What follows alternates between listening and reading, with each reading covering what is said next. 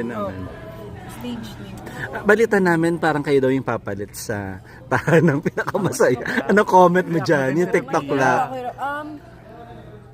Bongga? Pwede ka, bagay ka. Ang hirap pong magsumagot para sa akin dahil nanggaling po ako ng Itbulaga. Oo Tumawag nga. din po ako ng tahanang pinakamasaya. Tapos TikTok lang. Kaya parang... Ang hirap on your Opo, part. ang hirap po magbigay ng komento. Pero, syempre kung ako ang tatanungin, bakit naman hindi mo gugustuhin, di ba? Pero nasa management, di Lahat ba? nasa kanila po ang lahat ng desisyon. Kami, ako, empleyado lang din ako. Di ba? Kung saan niyo po akong proyekto ibibigay at kung ano po yung sa tingin yung nararapat sa akin, yun po yung... Nalungkot ka nung nawala siya kasi naging part ka din nun.